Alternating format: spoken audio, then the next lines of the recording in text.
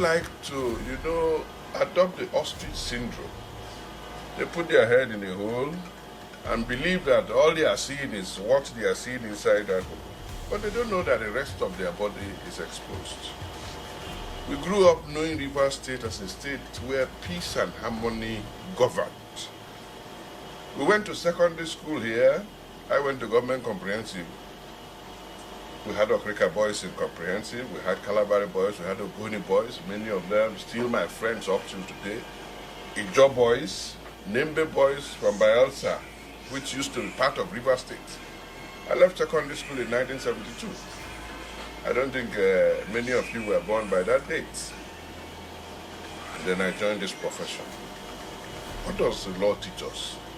To uphold the rule of law and ensure that all facilities for its maintenance and enforcement are put in place. So as a lawyer, I will always stand for justice. I will always stand for the rule of law. People don't want to admit the obvious. Some people are still saying River State was peaceful. There's what we call the peace of the graveyard. How was River State peaceful? And at the end of the day, the Supreme Court, the apex court in Nigeria, the highest court in the land, said that River State was being administered as if we were under a military administration. I have no problems with Governor Fubara, as he himself has said on social media. I was one of the 3 wise men, which he called us, he coined that term, that supported Governor Wike to bring him forward to contest for governorship in River State. So, after crisis started between him and his Oga, as he used to call Nyesom Wike, we went on the invitation of President Tinubu to Aso Rock Villa. Again, that 8-point communique was produced, read by our former governor, Sir Dr. Peter Odili. And after each point, President Tinubu would echo, "Do we all agree?" Everybody say yes. I was physically there. Same Fubara, the governor, was there. Nyesom Wike, the minister, was there. So I said, Dr. Odili, Martin Amehule, the speaker, that the Supreme Court has pronounced is heading the authentic River State House of Assembly. 3, 4, 5 individuals cannot form a River State House of Assembly. No way. Not within the provisions of the Constitution, not within the provisions of any law that I know about. Ultimately, the judgment has come.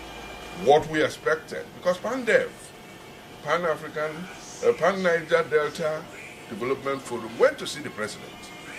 And the president said, go and tell the governor of River State to implement the judgment of the Supreme Court. Now, he himself is a product of the rule of law.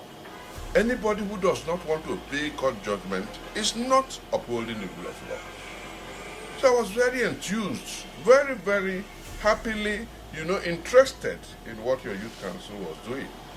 And I encourage, the law is what governs in any democratic institution. And if you uphold the rule of law, there's no way you can go wrong. So that all concerned will also hear you. Just as we have spoken, some have heard us, some may not have heard, some may pretend that they've not heard. You know that statement you made about somebody who is pretending to sleep and they are waking him up. He will not wake up. You know who made that statement? Just in the last 2 weeks, President Goodluck Ebele Jonathan, who is now a world-renowned statesman because of the way he dealt with affairs and governance, and when election came, he willingly, voluntarily yielded power to his successor, the former President Muhammadu Buhari. Goodluck made that statement in Yenagoa. And they say those who have, ears will hear words of wisdom. It's not normal that we should have emergency rule, one of the leading states in this country, and they have imposed emergency rule on us. It is not the best. But we have to manage because we want peace. We want security of lives and property in River State. And we want our state to progress to where it should be in the Committee of States in this country.